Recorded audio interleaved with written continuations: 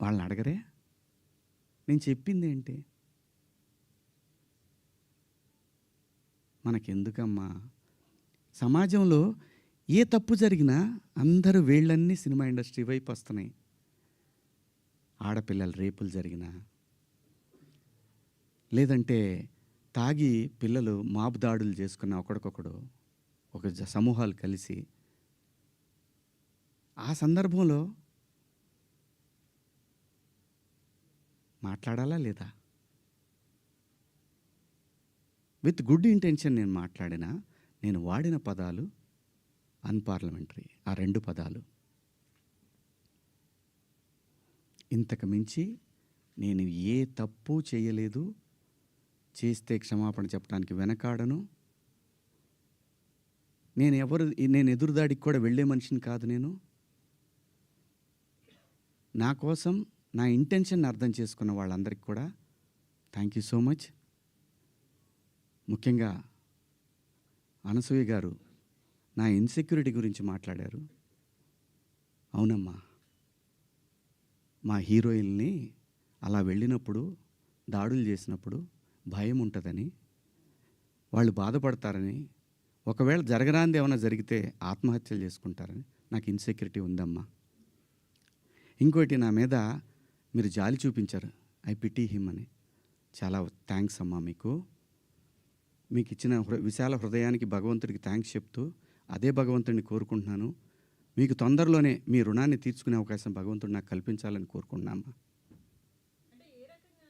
అమ్మా, అంటే ఎవరన్నా ఆవిడ్ని ఎక్కడన్నా ఇబ్బంది పెడితే ఇది తప్పురా అని ఖండించడానికి నేను కూడా వెళ్ళాలి అని. అంతేనమ్మా. ఇంత తప్ప నాకు ఎటువంటి బ్యాడ్ ఇంటెన్షన్స్ లేవండి. మీరెవరన్నా అడిగిన క్వశ్చన్స్లో మీరు పదాలు వాడిని తప్పు కదా అంటే దానికి ఆల్రెడీ క్షమాపణ చెప్పాను. ఇంకా వేరే ఏమన్నా ఉంటే అడగండి. శివాజీ గారు, ఆ రోజు మాట్లాడినా ఈరోజు మాట్లాడినా హీరోయిన్స్ గురించి మాట్లాడాను అన్నారు. హీరోయిన్స్ ఎక్కడైనా రెస్పాండ్ అయ్యారా? మీతో ఎవరన్నా మాట్లాడారా? ఇండస్ట్రీ నుంచి సుప్రియ గారు తప్ప మిగతా వాళ్ళు ఎవరన్నా మాట్లాడారా మీతో ఇప్పటి వరకు? ఎవరు మాట్లాడలేదండి. విష్ణుబాబు మాట్లాడాడు నాతోటి. ఏమన్నాడంటే, డలింగ్ అని అంటే, సారీ బాబు, నా నుంచి 2 బ్యాడ్. ఇదే ఫస్ట్ కాల్ రాగానే ఇట్లా పదాలు వాడాను. లిటరల్గా నాకు అపాలజీస్ చెప్పాలనుంది అన్న. సూపర్, ఇంకేంటి, ఒక మెయిల్ పంపించేసేయండి, వాళ్ళు ఆల్రెడీ పెట్టినట్టున్నారు. పంపించేశాను. ఆ తర్వాత చాలామంది హీరోలు ఫోన్ చేశారు, చాలామంది ఆర్టిస్టులు ఫోన్ చేశారు, చాలామంది ఎమ్మెల్యేలు ఫోన్ చేశారు. ఆడపిల్లని కాపాడుకోవాలనే ఉద్దేశం తప్ప, ఆడపిల్లని బంధించి, ఆడపిల్ల స్వేచ్ఛను హరించి, ఆడపిల్లల్ని ఆట వస్తువులాగా చూడాలనుకునే సంస్కారం ఈ జనరేషన్లో కూడా ఎవరికీ లేదు. కుసంస్కారం ఎవరికీ లేదు. ప్రతి తల్లి, నా ఇంట్లో తల్లి ఉంది, మీ ఇంట్లో తల్లి ఉంది, మనకు పెళ్ళిళ్ళు అయితే భార్యలు ఉంటారు, మనకు బిడ్డలు పుడితే ఆడపిల్లలు ఉంటారు. వీళ్ళందరి మీద ఉన్న అపరిమితమైన ప్రేమతోనే వాళ్ళ మీద చూపించే అడుగడుగు. ఎందుకంటే ఈ భారతదేశంలో ప్రతి 3 గంటలకు ఒకసారి రేపు జరుగుతూ ఉంది. ఒక ఆడబిడ్డ జీవితం నాశనం అయిపోతూ ఉంది. ఆ భయంలోంచి వచ్చిందే, అమ్మా కొంచెం మంచి బట్టలు వేసుకెళ్ళరా అని ఒక తండ్రి చెప్తాడు.